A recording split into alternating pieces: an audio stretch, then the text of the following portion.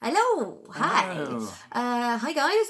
Today is the 5th of May. It is a Tuesday, and that makes it day 46 of us being in lockdown. 46 days is a long time, isn't it? It is a long time. My hair's looking particularly interesting today, isn't it? I wouldn't. Check out those different colours I got going on there. That's I was going to wash my hair, but I was forced to leap out of the bath to deal with a cat. Feel free to never picture that. I got to witness it. Oh, lucky. And so, yeah, it looks very greasy and unkempt, but you know, I'm looking after. I'm being a goddamned hero to a cat. Even if you do say so yourself, is it? Yeah. You are being very good cat dad. So on that front, actually, because I mentioned yesterday that today blue letterbox. we were going to take Poppy to the vet today. We did. It was all good. As suspected, it's just more of the same, but it's all looking good, thankfully. But next week, it should be, because that'll be about halfway through her proposed bandaged up leg time. They're going to take the whole thing off, put a new dressing on, give her sort of better, more thorough looking over. So hopefully that will all come up with signs that it's healing beautifully well, and maybe we can cut some time off this. Would be the dream, because crikey, she is sick of our shit now. She is increasingly restless, so pissed off. Time was she was just pleased to see us. When she was in the room on her own, she'd be happy to get a bit of company, and now it's just like we're just another obstacle in the way when she just wants to the get extent out of we the have room. to sit against the door, because when she's in there on her own, like when we go to bed, we can sort of pull the door doesn't shut properly, so we've sort of fashioned a device with like a dressing gown cord around the handle, and then we jam it into a chest of drawers, because we're inventive little buggers. But when you're in there, obviously there's nothing holding the door shut, and she's cottoned on to the fact that it's a little crack open. So today, even when I was sat there, she's like pressed up against me, trying to claw at the bottom of the door. No amount of shaking the treats or trying to give her love or picking her up and moving her away. She just goes straight back there and is just like, let me out, let me out. Also, I wasn't going to mention it, but as my hand has appeared in shot and it might look incredibly scabby and horrible, that's not normally how my hand is, but I was under attack. Yeah. We were trying to get... It was provoked. Are you blaming yourself for this? Well, no, because I was doing my best for the cat, because we needed to get her into her cat carrier to get to the vet. But obviously, from her point of view, you were just fucking with her. Yeah. While she was trying to have a sleep. I just want to be left alone. Why are you trying to? Yeah, she wants to be left alone at the times when we are available to sit in the room with her. But if we try and, I don't know, leave the room to do a pub quiz or something like that, no, very much no. Wash my hair. Wash your hair, yeah, nope, none of that. But yes, so she was she's found like the only place in the room that's very uncomfortable looking, but there's a corner desk in that room, and there's a little gap behind the back corner where basically she can't really be got at very easily, and it's the only place where sort of in the room that she can sort of go to be on her own, being all very Greta Garbo. But so she try and leave but her she on was her own, in there. she You won't can't have it. leave her in there, because if she's got her cone off, she might groom her dressing off. So if you try and get your hand in there to get a cone on it, or try and get your hands in there to get her out of there to put her in a cat carrier, she will annihilate you. Because you made a very loud noise when she bit you, but it immediately looked. That's actually not looking as bad as it did. It was and scratching combined. It was quite a, and it wasn't a fucking around. This wasn't a like stop it. This was a. It was like okay, she wanted to hurt you. So yeah, which I wasn't happy about, but I don't blame her, because it's you can't explain why it is you're trying to scoop her out of her little hidey. So yeah, we had to be a bit more inventive and then move the furniture a bit more than I'd like, because it's sort of quite tricky to do so in there, because we've padded everything, but we've moved it out so that I could get in actually behind there and sort of grab her from both sides. But I put the cone on her before I did that, which was possibly a better move. Also, time was we would shake a little container of cat treats, and she would come running from the garden. You know, she could hear it from down the road. You could bring her into the house with these cat treats, and there'd be one thing that we can use in there to kind of To lift her spirits. And also trying to distract her attention things. or persuade her away from the door or out of it. And that has ceased working. We have not come up with an alternative solution. The alternative is let her out, and we're not allowed to do that. But she just thinks we are being particularly mean. It's not helped by the fact that Arthur has now taken to wanting to come in, and as I say, unless you're pressing up against the door when you're in there, the door will open inwards easily, so we've got a pillow against it so that she can't sort of get behind it to open it up. But he pushes his way in, and then comes in, eats her food, and then when he asks to be let out, we're just like, go on then. And she's just like, are you fucking kidding me? Well, it's a mixed blessing, because I think she is looking at us just like, you bastard. She seems sort of pleased to see him a bit. Yeah. And have a bit of company, and gives him a good old sniff. But, she must just be like, well, what are the fucking rules then, guys? I don't understand. What the fuck did I do? Oh. I was already having a really bad time. I don't know if you know, guys, but my leg hurts quite a lot. Why are you making things worse for me right now? But the better her leg begins to feel, the more she wants to get out. Yeah, and it's only going to get worse. Yeah, we've got 5 more weeks. 5 more weeks. We are not halfway yet. So yeah, the first 2 weeks were probably the hardest in terms of her well-being, and also having to sleep in the floor on there and all that sort of stuff. Now the middle ground is just starting to be trying to keep her engaged and not miserable, but it feels very cruel and mean. Well, people have made a comparison. A couple of people have said, having to look after this cat all the time, it's like having a newborn child. And I can see where they're coming from. There's a degree of truth in that, except that if you are a parent to a newborn child, the world is set up for that to happen. Do you know what I mean? There's all sorts of... There are tricks and tools and gadgets. And gadgets and, they know there are going to be children born all the time, and they're prepared for this, and they expect new parents to need, support, and so... And the world isn't really prepared for you to turn your room in your house, your bedroom, into a sort of studio apartment for a poorly cat, and then have to trap her in it for 8 weeks. That isn't a thing. Even the vets don't seem to be able to give you any helpful tips and tricks for it, though. Because I'm telling them, yeah, she's getting quite restless now. And they're like, yeah, she will. Yeah. She will. To begin with, she had some antibiotic tablets to give her, which were supposed to be palatable. And one of the best, most ridiculous tip that the vet said, I was like, any tips for getting her to take the tablet? Because it's I can't imagine that's going to be easy. And you went, yes, pop it under the tongue and then they'll be forced to swallow it. And I went, it's like you've never met a cat. How do you suggest I get... it wasn't right under the tongue, it was at the back of the tongue. So that they just pop it in there right at the back of the mouth and then they'll be forced to swallow it. In order to do that, I've got to get my hand into a cat's mouth and put it right at the back.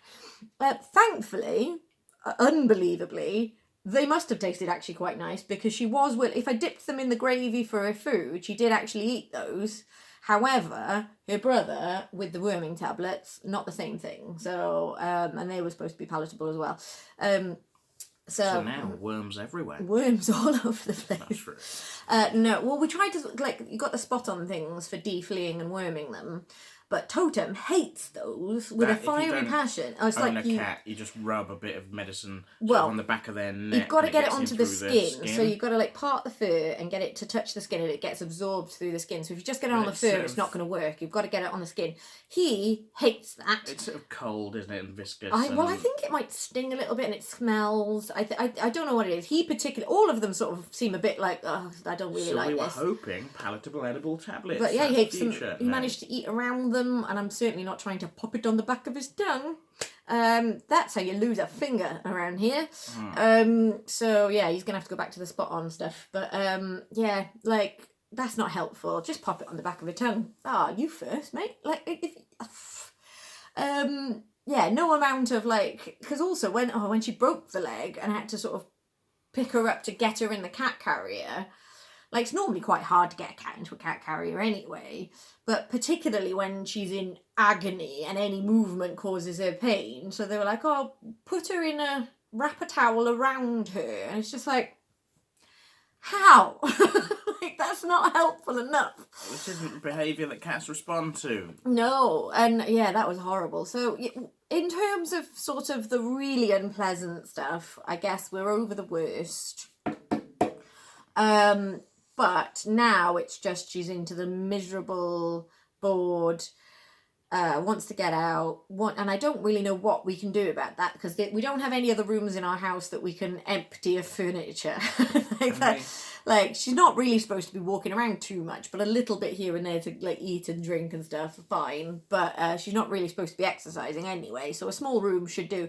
But if we put her anywhere else, she's going to try and jump up, like in the bedroom, for example. It'd be like, oh, we'll just shut her in there. Well, no, she can jump up on the bed, she can jump up on the chest of drawers. Try and jump on the windowsill. Not so much the jumping up that will be the problem, it's the jumping down, because then she'll put pressure on the back of that foot, and that is basically how she broke it. So the ankle has come off.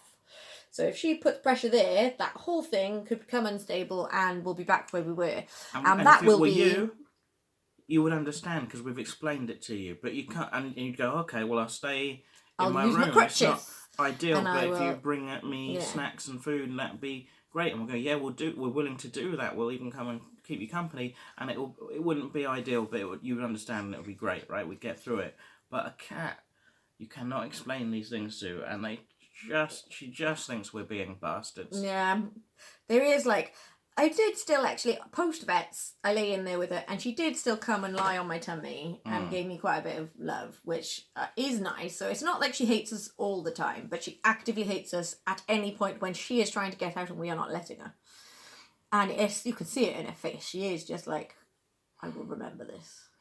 And she will. Like, she gonna remember.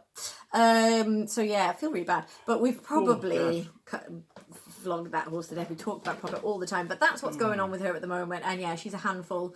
So yeah, after filming this, to be honest, today I think we're probably gonna, or at least I'm gonna have to go back in there with her, because it's fine leaving her when she's sort of asleep and ignoring you, but she's in the kind of, we sat in there with her for about an hour, well no, probably about 2 hours just then. And to be honest, we left when she left the door, but she was still in that kind of like, yeah, no, I'm not having this. So we will be back in there with her, and hopefully she will eventually then go, she'll probably eventually go back behind the desk, and then we'll know that that's okay, and that's sleepy time. Ooh. But yeah, it's a bit of a handful, a bit hard going. I'm feeling ready for sleepy time. I thought I was alright, I thought I was feeling quite lively, and then all this talk of all the work we've done wore me right out. Well, we'll go on to some other stuff, because yeah, we have talked about Puppet quite a lot, but you know, that's what's going on. That's half of today's vlog. Right? So one of the things that there's one massive thing that I want to talk about today, which I alluded to yesterday. Yesterday we were talking about the fact that the UK was very much closing in on Italy in terms of the stated death toll.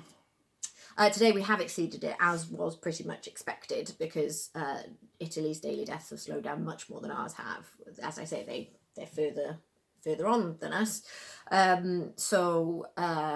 One thing that I was today's official death figure is 29,710, which is, let's call that 30,000, but it is 29,710, and the number we've always been giving all the way through this, because the number that they've been giving all the way through this, turns out hasn't been for the UK, it's been for England and Wales. It's possible we're naive and you've already known this the whole time, but we didn't.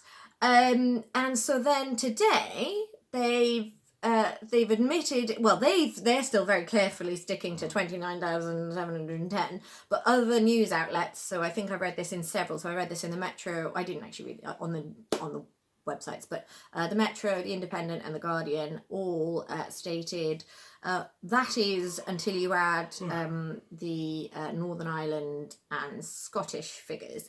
I think Northern Ireland's not doing so bad, and actually when it's the massive bulk of all of this is England. But when you add Scotland and Northern Ireland, today's death toll is 32,313. when you consider that they hoped that basically they would be able to keep it under 20,000 in a sort of best case scenario a bit, but it was like, we would think that's what we'd think that would be a good result. That's not going to be shocking. That's going to be what we're aiming for. 32,000, and we've only just hit May. This is an absolute shit show. Meanwhile, they're sort of talking about, well, we'll have to talk about phased returns to work because we can't afford to do furlough indefinitely. Yeah, well, that was mentioned yesterday by Rishi Sunak, who's the Chancellor of the Exchequer. So he basically said the furlough scheme is the 80%, covering 80% of employees' wages so that companies don't have to make people redundant. They can keep them on the books at 80% of their wage at no cost to them. If they want to carry on paying them at 100%, at least it will only cost them 20% while they don't have an income, but 80% will be covered. That was always proposed to be for April, May and June. And then they it was going to be, we'll revisit after that. Rishi basically said yesterday, I don't know why I feel like I'm on first name terms with him. Rishi Sunak said yesterday, there will need to be revisions to that furlough scheme, as obviously it cannot be maintained indefinitely. But no one is to panic. There won't be a cliff edge. It will be a phased reduction in the furlough scheme. So that's essentially going to be for those people who can't, for whatever reason, go back to work. Oh, now you're on 60%. Now you're on 40%, I assume. Or it's going to be that certain sectors are just expected to reopen. And maybe the furlough scheme will only work for sectors that aren't, or it'll only work. I don't know how they'll rephase it, but that's a worry because both of us are relying on furlough. Yes, neither money. of us want to be made redundant or find ourselves, unable to kind of provide for ourselves or survive. But equally, we don't want to return to work sooner than is safe for financial, economic reasons. It's not. I would much rather be earning money right now, but I do not want to be in a position where I'm forced to reopen my business and encourage people to come out of their house and mix with each other that wouldn't have otherwise. Essentially, that feels immoral right now. I don't want to be put in a position where I'm forced to do that because I've got to pay my rent. But that is essentially the position we will be put in if there isn't support for people in certain sectors. Or the alternative will be that they'll say, well, those sectors aren't going to reopen until 2021. You're going to have to find yourself another job, mate. If that happens to me, for example, if they say leisure and... So let's say they say retail and office and admin stuff will be able to go back, but any leisure activities, so pubs, restaurant, bars, gyms, escape rooms, if they say all of them not going to open for at least another 9 months, then basically quite a lot of businesses can't afford, we rent a property, all of our stuff's in that property. If we've got to stay shut for 9 months with no money coming in, we can't pay our rent for that property. They've given us a 3-month rent break. Potentially, I can't imagine them being able to rent that particular space to somebody else very readily. So potentially we might be able to keep going. Or at least sort of pay a very minimal rent, just being like, essentially we're paying for storage of our stuff at the moment because we can't run it, we can't open. But there'll be lots of businesses that will go under. And then what you will have in X amount of time is there will be an absolute dearth of any leisure businesses and everyone will be starting from scratch. And then it'll be a free-for-all. But yeah, everything that lots of people have worked for. Yesterday, I should have mentioned, was the 3-year anniversary of us opening the escape rooms. So under normal circumstances, we would have been causing a bit of having a bit of a fuss over that, probably done some events or something, but obviously can't do anything at the moment, so it's just a non-event. So yeah, we've been open. So I've been working at this business we opened 3 years ago, so I've been working at it for well over, probably nearer 4 years.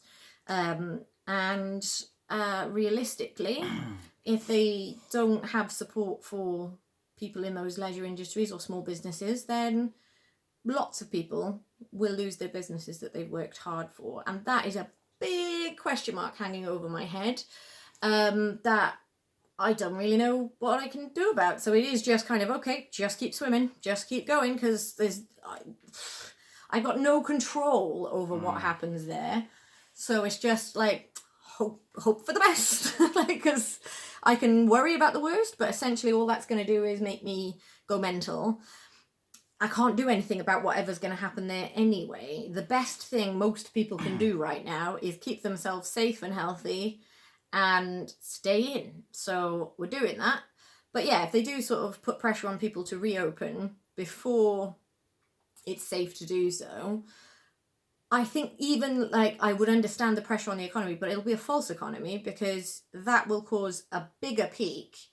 And then the reason why they've been saying that, and it's a bullshit reason, but the reason why they're claiming that this has been a success is because the NHS was at no point overwhelmed by COVID. At no point did they exceed the capacity for critical care beds. So at no point were people dying with COVID because they couldn't be admitted to hospital because there weren't enough beds. That's what they're saying. That's how they're saying it was a success. That did actually happen in some other countries.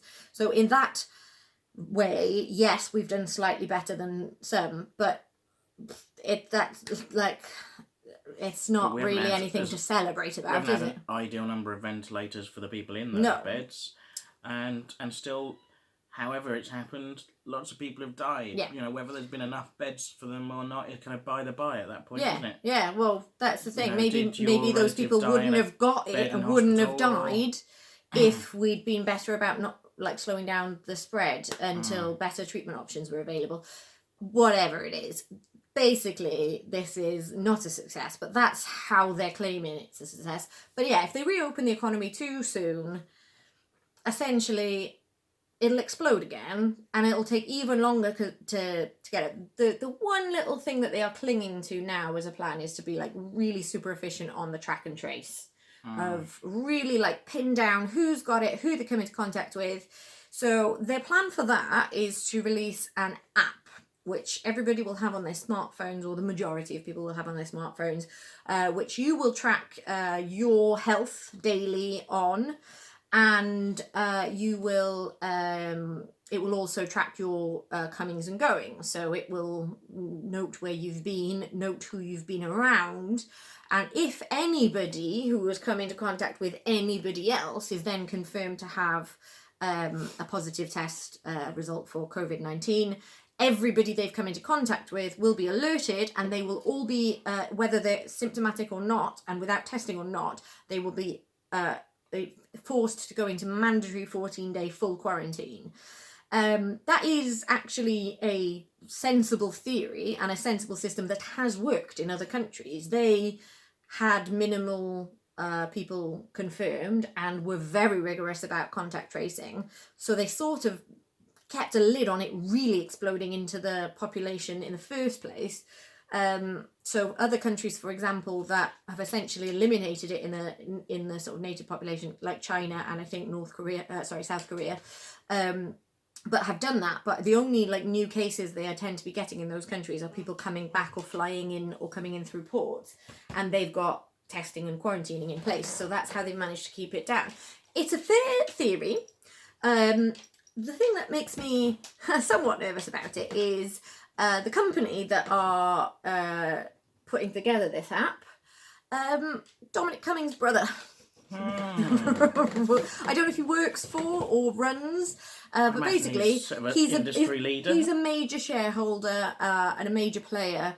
I wouldn't trust anyone who has got any links to Dominic Cummings as far as I could comfortably spit a rat. I think you're very cynical. Which I believe is a Terry Pratchett line. Just absolutely. So, and it'll be sold to us as it's the responsible thing to do, and unwillingly, I will probably concede that I will download this fucking app and they can have all of my data, because I'll be a good little sheep, but I'll be a fucking angry little sheep. Well, but yeah, I don't trust them. In terms of dodgy contracts, yeah. The other thing going on with the NHS at the moment is local NHS authorities have had the power sort of rescinded from them to source their own PPE equipment and stuff, and instead it's all got to come from a centralised source because the government has given a contract to a company to provide it, and they've awarded that contract using special powers they've got under the pandemic.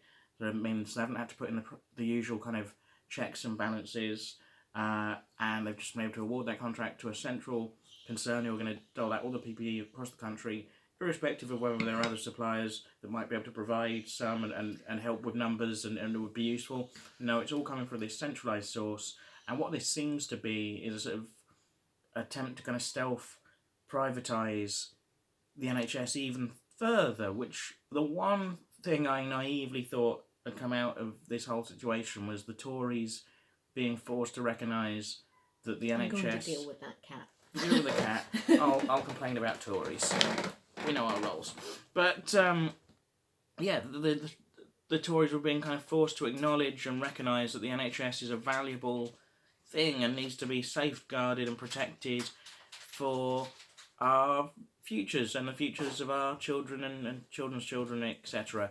But instead of that... But Chris, there's money to be made. It's still being sold off. So, clap for the NHS guys. You'll miss them when they're gone. That's grim. Another thing that they're doing is people have been suggesting blue post boxes for to celebrate the NHS because they did gold ones, didn't they, for the Olympics? For the Olympics, yeah. But as our friend Sam on Facebook pointed out, they put the gold ones, where the Olympic medalists were from. So how do you choose where to mark with where the more NHS staff had died, or what? What's your... how do you... And it's just another kind of thing where they're going, we'll give these people a bauble, and we'll kind of sell it. It's great to pay them more. Yeah, give them personal protective equipment. They deserve recognition, but that recognition shouldn't just all come in the form of claps, because it's lovely that people are clapping for the NHS, but you cannot eat claps, and you cannot pay for your children's security and education with claps, and you cannot, pay off your mortgage with claps or letterboxes. It's just look after the people that are looking after us. It's and look just after the NHS, because this is proven we fucking need it. We need it. We need it to be well funded, well sourced, and well prepared.